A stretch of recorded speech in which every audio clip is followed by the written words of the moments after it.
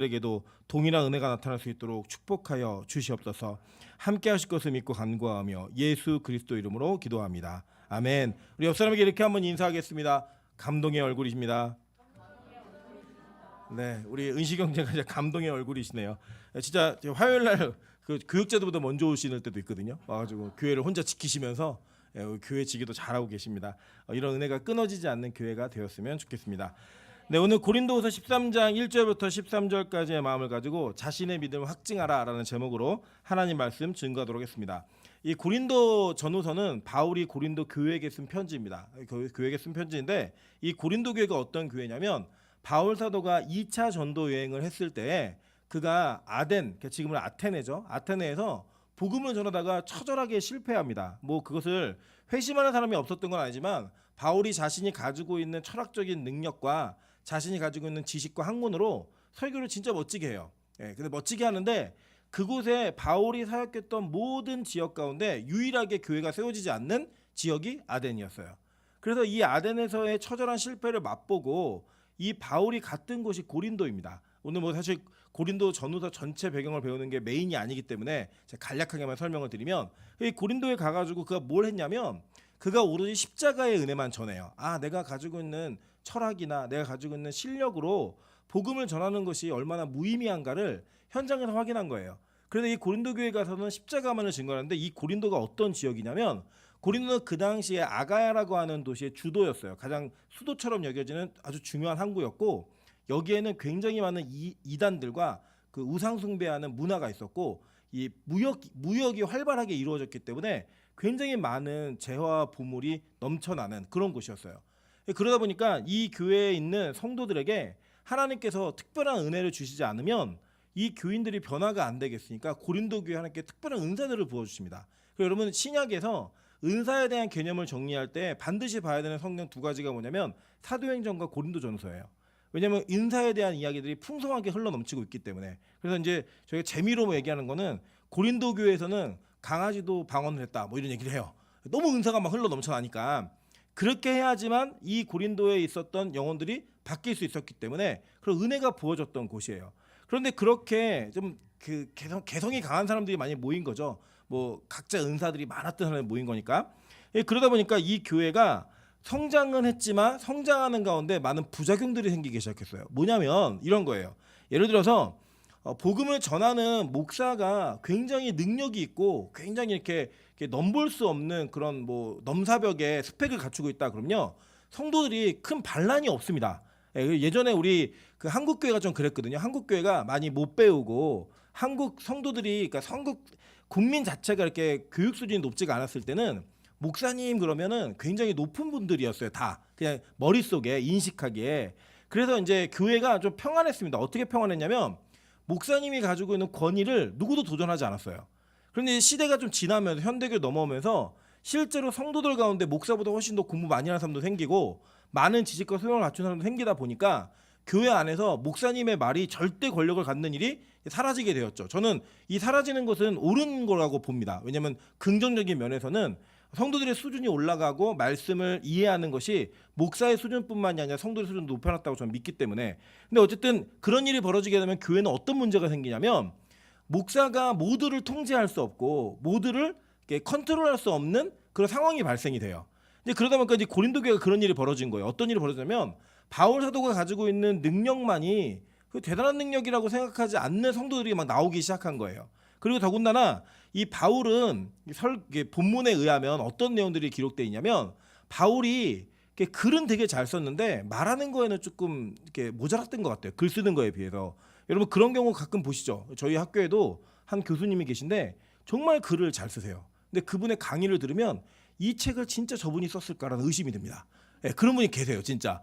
강의는 정말 잘하시는데 그런 것처럼 바울이 가지고 있었던 어떤 설교적 전달의 능력은 그의 글의 전달 능력보다 조금 약했던 것 같아요. 그런데다가 이제 바울이 외모가 그렇게 탁월한 외모가 아니었어요. 이게 키도 크고 멋지고 막 이러면 벌써 카리스마가 있잖아요. 여러분 생각해보세요. 여기 딱 서가지고 장동건이나 정우성이 설교한다. 여러분 설교 내내 집중하실 수 있습니다. 그죠? 근데 누가 서 여기에 이주양이 쓰고 그죠? 미나 형이 쓰고 그러니까 집중이 돼야 안 돼요. 저는 예외하고. 쓰면은 집중이 잘 안 되죠, 그죠? 우리 인간이 그런 눈에 이게 그 타락이 있어요. 그래서 이 바울이 가지고 있는 외모가 그 고대 전승에 의하면 대머리에 메브리코였어요. 그러니까 이제 이 사람에 대한 인식이 그렇게 좋지가 않은 거예요. 그러다 보니까 사도 바울에 대한 권위에 도전하는 일들이 막 발생을 합니다. 그래서 이 고린도 전후서를 보면 교회 안에서 반란이 있어요. 어디까지 반란이 일어나냐면 진짜 이 사도 바울이 사도가 맞느냐라는 논쟁. 예수님의 제자가 아니었고 그가 예수님을 만났다고 하는 것도 자기의 간증일 뿐이지 우리가 확인할 수가 없는데 그거를 우리가 다 믿어줘야 되니, 그리고 뭐 말하는 것도 별로 뭐 이렇게 권위가 없고 카리스마가 없는 것 같으니까 그거에 대한 인식이 자신들의 믿음을 흔들리게 되는, 사도에 대한 믿음이 흔들리게 되는 그런 일이 발생한 거예요. 그래서 고린도 전서에서는 이 바울이 들은 문제들, 이런 것들에 대한 것들을 이렇게 답변하는 내용들로 고린도 전서가 쭉 기록돼 있어서 고린도 전서는 굉장히 쉬워요, 읽기가. 근데 이 고린도 후서는 좀 읽기가 좀 어렵습니다. 왜 어렵냐면 세 가지 문제가 있는데, 첫째는 바울의 사적인 내용들이 좀 많이 기록돼 있어요, 사생활들이. 두 번째는 뭐냐면 적어도 우리가 고린도 전서를 쭉 읽어보시면 바울이 고린도 교회에게 썼던 편지는 5권 이상이에요. 5편 이상의 편지를 썼는데 여러분에게 만약에 고린도 후서가 2권을 합쳐놓은 거라면 3편이 남아있는 거고, 합쳐놓은 게 아니라 그러면 2편만 남아있는 거예요. 그러다 보니까 이 중간에 내용이 쑥 빠진 것 같은 느낌이 들어요. 그러니까 우리도 드라마 보시다 보면 드라마 중간에 딱 보면은 전후 사항을 모르면은 내용 이해하기가 쉬우세요, 어려우세요? 어렵잖아요. 그것처럼 이 고린도 후서는 이 전서를 읽은 분이어도 후서 읽기가 그렇게 쉽지가 않다라는 거예요.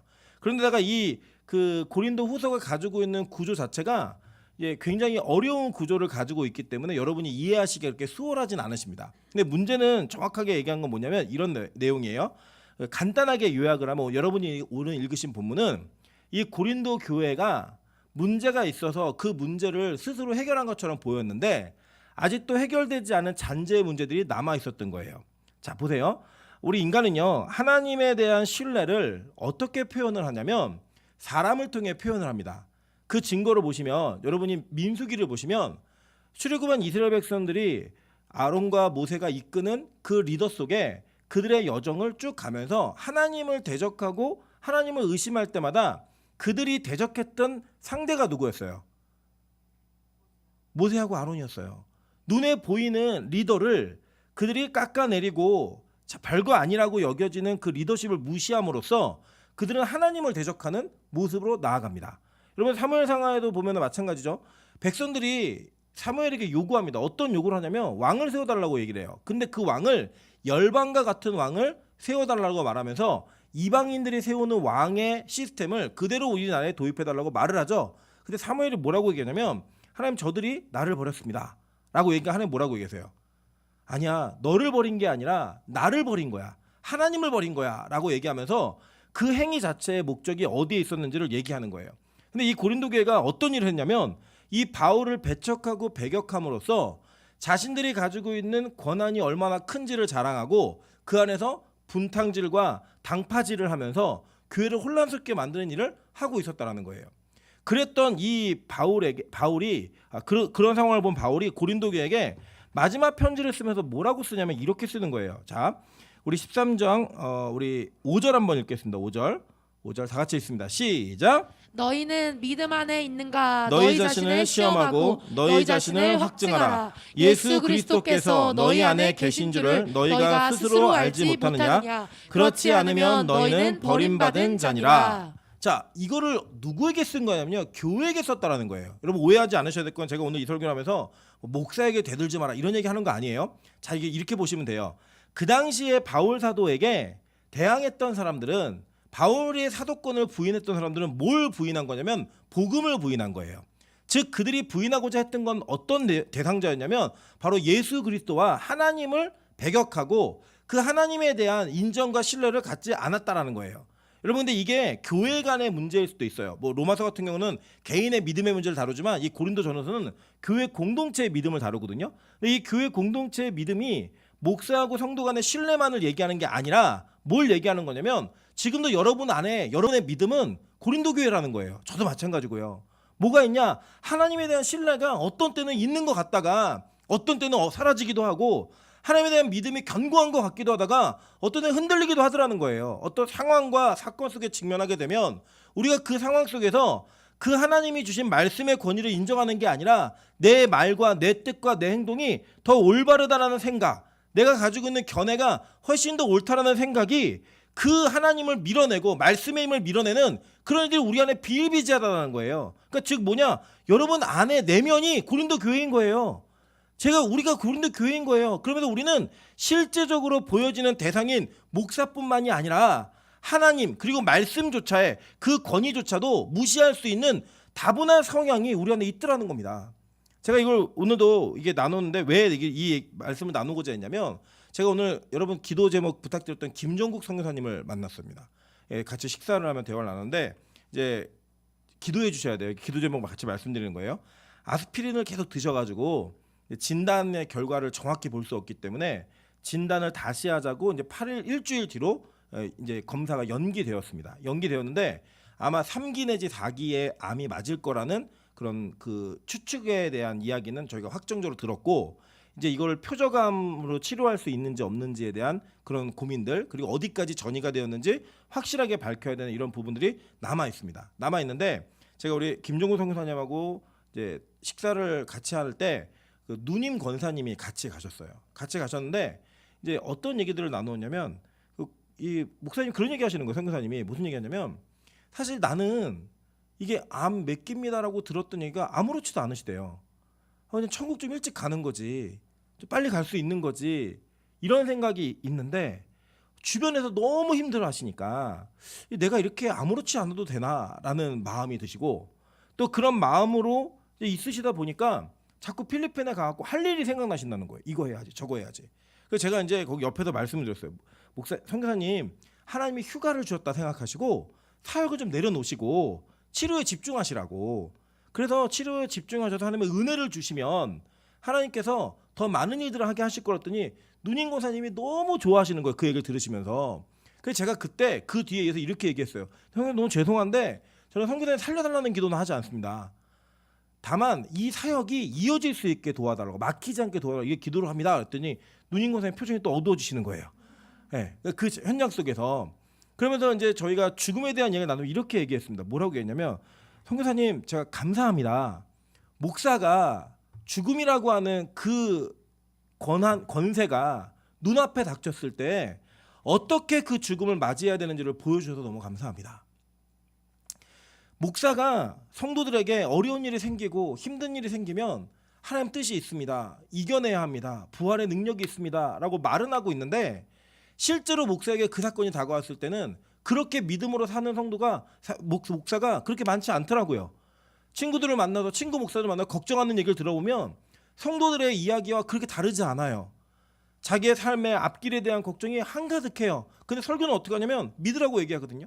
신뢰하라고 얘기하거든요. 하나님께 기도하라고 얘기하거든요. 그런데 그렇게 얘기한 목사들의 삶에 성도들에게 가르쳤던 것과 동일하게 살지 않더라는 거예요. 그래서 이렇게 얘기했어요. 성사님 너무 감사합니다. 가르칠 수 있는 대로, 가르친 대로 사는 것을 보여주셔서 너무 감사합니다. 그 제가 그렇게 얘기했거든요. 사실 저도 주님께서 그렇게 인도하시면 그렇게 할 것 같아요라고 했더니 권사님이 에이 아니래요. 사람은 다 생존에 대한 본능이 있대요. 그래서 이렇게 말씀드렸어요. 저희 어머니가 그렇게 사셨기 때문에 제가 그 어머니의 삶을 따라서 갈 수밖에 없습니다. 그리고 하늘문에 있는 암 환자들이 어떻게 살아가는지를 제가 말씀을 드렸더니 너무 놀라시는 거예요. 근데 그분도, 그 권사님도 합동측 권사님이시래요. 그런데 그때부터 본인 교회의 문제를 얘기하시는데 목회자가 가르치는 것과 다르게 사는 것에 대한 실망감, 어려움들, 이런 것들을 막 얘기하시는 거예요. 근데 제가 그 얘기를 듣는데 기쁘지 않았어요. 왜 기쁘지 않았냐면, 초록은 동색이요 가재는 개편이라. 저는 목사가 성도에게 그런 평가를 받고 있다는 게 너무 자존심 상했어요. 아니 우리가 돈이 없지 가오가 없나, 돈이 없지 믿음이 없나, 이 생각이 너무 속이 상한 거예요. 그래서 제가 오면서 하나님, 제가 오늘 어떤 말씀을 전해야 될까. 원래는 제가 다른 말씀을 좀 전하고 싶었거든요. 다른 말씀, 열왕기상 말씀을 좀 전하고 싶었는데 하나님께서 이 말씀에 대한 부담감을 계속 주시는 거예요. 계속. 그러면서 저에게 어떤 감동을 주셨냐면, 너 괜찮다고 생각하지 말고 너희 교회 괜찮다고 생각하지 마. 오늘 고린도 교회가 여러분 어떤 교회였죠? 능력이 엄청난 교회였어요. 은사 그러면 고린도 교회가 대표였다고요. 그 우상 숭배가 가득한 지역에 권세를 깨뜨리고 교회가 능력을 발휘하는 교회였다고요. 그런데 그 교회에게 오늘 바울이 뭐라고 얘기하냐면 너희가 진짜 믿음 안에 있는가 확증하라는 거예요. 이 확증하라는 단어가 헬라어는 도키마조라는 단어인데 우리가 철이나 금을 연단할 때 막 때리잖아요. 이렇게 땡땡 때리잖아요. 그 연단하면서 불순물을 빼내는 거예요. 그래서 승금같이 연단하는 과정을 도키마조라고 헬라어로 표현하는데 그 확증하라는 단어가 바로 이 단어예요. 도키마조. 뭘 하라는 거냐면 이 고린도 교회가 너무나 능력이 많은 교회고 외적으로 볼 때는 그냥 부러워할 만한 교회예요. 걔도 방언하는 교회였다니까요. 그런 교회에 고린도 교회에게 편지를 쓰면서 한 내용이 뭐냐면 믿음이 진짜 있는가 확증하라는 거예요. 여러분 이 이야기가 과연 이 시대에 바울에게 이 이야기를 들었던 고린도 교회에게만 적용되었던 이야기일까요? 저는 그렇게 생각하지 않습니다. 우리의 이야기인 거예요. 우리가요 믿음이 있다라고 얘기하는 그 증거들을 보면요 참 율법주의적 유치함이 있습니다.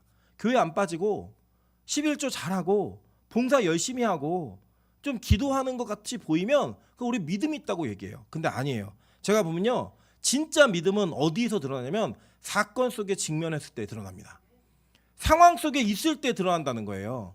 그럼 말로는요 이론으로는요 모르는 사람 없어요. 머릿속에는 성경이 가득한 사람들 진짜 많거든요. 그런데 그 사람들이 사건 앞에 직면했을 때 진짜 그 믿음이 나타날 수 있는가, 그것이 바로 그 자신의 믿음을 확증하는 사건이라는 거예요. 그래서 하나님은 저와 여러분에게 사건의 연속을 끊어지지 않게 부어주시는 거예요. 그래서 제가 말씀드렸죠. 하나님은요 여러분의 환경을 지키시는 분이 아니에요. 하나님은 저와 여러분의 믿음을 지키시는 분이라니까요. 만약에 상황을 지키시는 분이었으면 스데반이 돌 맞을 때 하나님은 그 돌을 물풍선으로 바꾸셨어야 해요. 그런데 스데반이 그 돌을 맞고 죽을 때 보좌에 앉으셨던 그 예수님이 벌떡 일어나 그 상황을 바라보는데 그 목숨을 지키지 않고 그 목숨을 잃는 상황 가운데 믿음을 지키는 것을 끝까지 도와주시더라는 거예요. 우리 빛가서 공교가 그런 교회 되기를 주님의 이름으로 축원합니다. 이 교회가 진짜 믿음이 있는가, 권사님들에게, 사역자들에게, 장로님들에게 진짜 믿음이 있는가, 교회는 상황과 문제를 직면했을 때 그걸 알 수 있다는 거예요. 그래서 여러분, 여러분의 인생에 사건이 끊어지게 되라고 기도하지 마세요.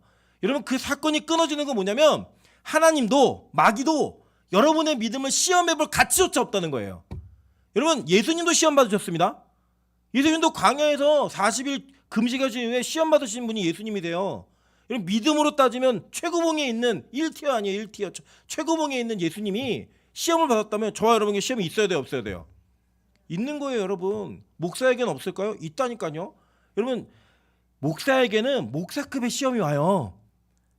장로에게는 장로급의 시험이 오고, 그래서 여러분 날이 갈수록 문제가 커져요. 그런데 목사는 또 어떤 어려움까지 있냐면, 교육자들 좀 불쌍히 여겨주세요. 여러분 1년에 한 번 상담하시죠? 30명이 한 명씩 상담하면 30일 내내 상담받는 거예요. 어려운 일들에 대해서. 여러분 사건은 1년에 한두 번이시지만 교육자들은 그 문제를 다 안고 그 문제 속에서 기도하며 같이 걸어야 되는 어려움이 있다고요. 그래서 기도를 더 많이 해주셔야 돼요. 많이. 그런데 그 과정 속에 진짜 우리가 믿음 있는 자인가를 확인할 수 있는 거는요, 그 상황이 딱 직면했을 때 내가 거기서 어떻게 살 수 있고 어떻게 말할 수 있고 어떻게 행동할 수 있느냐예요.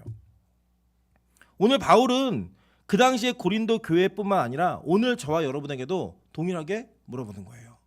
진짜 믿음이 있는가? 진짜 믿음이 있는가? 여러분, 만약에 여러분에게 오늘 내일 아침에 병원을 갔는데 암이네요, 암 말기네요, 이제 얼마 남지 않으셨네요 라는 이야기를 들었을 때, 여러분에게 시험거리가 될 만한 사건과 상황이 계속 밀려 들어올 때, 여러분 그 안에서 내가 어떻게 반응하는가, 내가 그것을 어떻게 이겨내는가는 여러분이 진짜 믿음이 있는가 없는가를 확인할 수 있는 너무나 중요한 연단인 거예요. 연단. 하나님이 여러분 인생에 그 연단을 끊어지지 않게 부어주실 거예요. 끊어지지 않게 이루어 가실 거예요. 제가 오늘도 어떤 분에게 이렇게 대화하면서 이렇게 얘기했습니다. 우리가 어떤 이해할 수 없는 상황이 벌어지면 하나님 뜻이 있을 거야 라고 말하며 살잖아. 그렇게 가르치잖아. 지금 우리가 이 사건을 다 해석할 수 없지만, 다 이해할 수 없지만 그렇게 가르치는 대로 한번 살아보자. 제가 할 수 있는 최고의 위로였어요. 어떤 말로도 위로가 안 되겠더라고요. 그 상황이 저 여러분에게 동일하게 저는 끊어지지 않게 있을 거라고 믿습니다. 진짜 믿어요. 그때 여러분 믿음으로 결단하는 거 이 진짜 그거 쉽지 않은 일이에요. 여러분 목사는요 목사급의 시험이 있고요. 목사에게 주는 시험들은 여러분 되게 커요 생각보다. 제가 예전에 그 신대원을 마치고 설교학을 공부하는 시기에 저한테 아주 파격적인 제안이 하나 왔어요. 어떤 제안이었냐면 제가 교회 이름은 공개하지 않습니다. 이게 올라가는 교회니까 어떤 대형교회 담임 목사님께서 자신의 박사 논문을 대피를 해주면 학비를 다 대주겠다는 거예요. 그게 여러분 뭐 이해 안 가실 수 있겠지만 그 돈이 얼마냐? 끔찍하네요. 예, 그 2007년도 당시에 각 2,500만 원 정도 되는 돈이었어요. 그래서 제가 그걸 딱 거절을 못 하겠더라고요. 왜냐면 그때 저희 어머니 아시죠? 저희 어머니는 저희에게는 한 푼도 없는 분이에요. 저는 기도해서 다 쓰는 사람이었기 때문에 제가 이게 하나님 축복인가? 순간 이 생각이 드는 거예요. 축복인가? 그런데 이게 거짓말이잖아요. 그래서 제가 그걸 거절했어요. 거절하니까 다시 또 문의가 온 게 뭐냐면 얼마를 원하냐고. 그때 제가 5천 딱 땡겼으면 인생이 달라졌겠죠. 예. 저는 제가 거절한 제안을 누군가가 받아서 그 일을 했어요. 근데 그 일을 하신 분이 너무나 오랜 시간 동안에 그 교회에서 엄청난 특권과 혜택을 누리며 이제 얼마 전에 그 교회를 그만뒀다는 소식을 들었어요. 그때 내가 만약에 그때 그 제안을 수용했으면 지금 내가 그 자리에 있었겠구나. 그 생각이 드니까 너무 다행인 거예요. 왜냐면 빚 갚아 온 게 못 왔으니까. 여러분은 그게 그렇게 했었으면 좋을 것 같으시죠? 네. 진짜 그때 제가 그거를 받아들였으면 여러분 만날 수 없었던 거예요. 저희 아내도 못 만났고 다 못 만난 거예요. 여러분 그것을 거절하는 게 그렇게 쉬운 일 아니었어요. 그게 우리가 이 땅에서 살아가는 연단 속에서 상황과 사건 속에서 내가 무언가를 거절하고 내가 무언가를 결단하고 내가 무언가를 이겨내고 넘어설 수 있는 그런 사건들이 올 때마다 믿음 확인하시는 거거든요. 제가 말씀드렸잖아요. 제가 꿈이 뭐죠? 제 꿈 다 아시죠? 빨간 스포츠카에 머리 길게 묶고 그죠? 전국 일주를 다니면서 원하잖아요. 정말 스포츠카를 너무 타고 싶어서 그 돈을 조금 모아갖고 그 근접하는 돈을 모았을 때 제 마음에 드는 감동, 헌금해. 그때요 제가 얼마나 마귀의 목소리라고 왜 고개를 막 되새기면서 이건 아니야 마귀의 목소리야. 그때요 그 물질을 딱 헌금함에 딱 넣을 때 봉투를 손끝을 놓는 게 그렇게 쉽지 않더라고요. 열심히 모았고요 진짜. 이게 뭐 벌벌 떨리는데 그걸 딱 놓는 순간 다시 꺼낼 수 없는 껌을 철사에 붙여서 꺼낼까 뭐 이런 생각도 들었지만 그걸 놓을 수밖에 없는 그때 제 안에 있는 쾌감이 뭐였는지 아세요? 나는 돈의 노예가 아니야. 나는 돈의 노예가 아니야. 나는 저의 믿음이 확증되더라고요. 저는 우리 빛가서 공교회 이런 시험이 참 많았으면 좋겠어요. 우리 성도들에게 그런 시험이 끊이지 않았으면 좋겠어요. 그래서 여러분 믿음을 확인하시는 그 믿음 속에서 그 믿음은 예수 그리스도가 여러분 안에 계신 것을 증거하는 확실한 증거이기도 하지만 버림받지 않았다는 확실한 증거예요. 여러분 저는 그게 너무 감격인 것 같아요. 우리가 이 땅을 살면서 천국에 대한 소망을 갖는 거 물론 당연한 거죠. 당연한 건데요. 이 천국에 대한 소망은 동시적으로 뭘 가지고 있어야 되냐면 지옥에 대한 공포와 두려움을 가지고 계셔야 돼요. 그것이 나에게 면제되었고 그것이 나로 하여금 넘어서게 했다라는 확실한 그 여러분의 내적 증거가 여러분 안에 없으면요. 여러분 신앙생활 헛하시는 겁니다. 우리가 이렇게 예배하는 목적이 뭐죠? 그게 모여서 기도하는 목적이 뭐죠? 여러분 신앙생활 목적이 뭐세요? 여러분 이 땅에서 잘 되고 싶어서 신앙생활 하세요? 여러분 그렇게 잘 되기를 바라고 소망해주고 기도해주는 거는요 이방 종교들도 다 합니다. 더 쉬울 수도 있어요. 만약 그게 목적이라면 여러분 굳이 교회 안 다니셔도 돼요. 그런데 여러분의 목적이 믿음의 결국인 영혼 구원에 있다면 여러분 무언가 진지하게 내 믿음이 진짜인가를 매번 확증하고 확인하는 일들을 하셔야 된다는 거예요. 예수님의 12제자 가운데 한 제자는 예수님을 버렸고요. 한 제자는 예수님을 끝까지 의심했어요. 그게 누구죠? 도마죠. 그 도마는 지금도 의심 많은 도마라고 여기는데 요한복음을 잘 읽어보시면요. 도마가 예수님을 의심했던 예수님이 도마에게 하신 말씀은 뭐냐면 너 내 옆구리에 손가락 넣어보고 내 손에 있는 못자국 만져보고 믿음 없는 자가 되지 말고 믿음 있는 자가 되라. 이게 예수님의 콜링이었어요. 그리고 확인한 도마가 뭐라고 고백하냐면 나의 주 나의 하나님이여. 나라고 이렇게 이 고백을 제자들 가운데 제일 처음 해요. 성자이신 예수 그리스도가 하나님의 아들로서 그들에게 오셨다라는 건 다 인정했었거든요. 근데 그 가운데 예수를 나의 주 하나님이라고 인정한 첫 번째 자가 도마였다고요. 여러분, 저는 우리 교회가요, 의심 안 하는 교회가 되기를 원하지 않습니다. 의심하세요. 어려우시면 질문하시고, 어려우시면 기도하세요. 그리고 안 믿어지면 안 믿어진다고 얘기하세요. 제발 믿는 것처럼 살지 마시고 위장하지 마시라고요. 왜요? 그러다가 지옥 갈 수 있으니까. 자기의 가면을 벗고 내 믿음이 이 정도밖에 안 됩니다라고 하나님께 솔직히 말씀하세요. 그래야 하나님 도와주신다니까요. 제가 이렇게 얘기했어요. 우리 동아 형제가 그렇게 얘기하더라고요. 자기가 교회에서 자기를 오픈하는 게 쉽지가 않대요. 자기의 그 막 승부욕, 더러운 세상의 그 어떤 이런 것들이 드러날까봐 쉽지가 않대요. 그래서 제가 뭐라고 얘기했냐면, 병원 가서 내가 무슨 병이 있는지를 제대로 얘기하지 않으면, 내가 어디가 아픈지를 제대로 말하지 않으면 절대 고침받을 수 없어. 그러니까 의사에게는 다 얘기해야 되는 거야.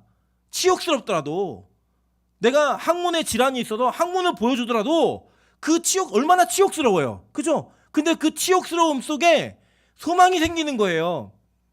이거 나을 수 있어요. 별거 아니에요. 내가 진짜 아픈 것들을 이야기하고 내 내면이 어떤지를 다 드러내서 얘기해야 하나님이 여러분 고쳐주신다니까요. 믿으십니까? 그게 복음이에요. 복음은요, 우리의 치부와 우리의 약점과 우리의 더러움을 다 드러내요. 다 폭로시켜요. 왜요? 그래야지만 예수만을 붙들 수 있기 때문에, 그래야지만 여러분이 가능성 없는 존재라는 걸 스스로 인정할 수 있기 때문에, 그래 다 까발려지는 거예요. 저는 우리 교회가 다 폭로되는 교회가 되기를 소망합니다. 다 드러나는 교회가 되길 소망해요. 여러분, 믿음 있는 척 하지 마시라고요. 방언을 했고 병을 고쳤고 말씀의 예언이 있었고 많은 것들이 있었던 그 교회가 바울 사도에게 오늘 뭐라고 얘기를 듣냐면, 너희 자신을 확증하라. 진짜 예수가 너희 안에 있는가? 너의 믿음을 다시 한번 확인하라고 얘기했을 때 그들은 치욕스러웠을 거예요. 우리 교회인데 불신자가 아니라 나 그래도 은사가 있고 능력을 행하는 자인데 이게 웬 말인가? 그런데 그게요, 그들을 살리는 말이었어요. 그게 그들에게 소망이 되는 말이었다고요. 오늘 저는 바울이 했던 이야기를 동일하게 저와 여러분의 가슴속에 옮깁니다. 여러분, 다시 한번 말씀합니다. 너희는 믿음 안에 있는가? 너희 자신을 시험하고 너희 자신을 확증하라. 이게 오늘 밤 우리가 붙들고 기도해야 될 제목이에요. 하나님, 내가 진짜 믿음이 있는 자입니까? 내가 교인인데, 목사인데, 장로인데, 권사인데, 집사인데 사건 속에 나를 보니 나 믿음 있는 사람 아닌 것 같아요. 하나님 도와주세요. 교회를 여러분 10년 20년 다녔으면 뭐해요?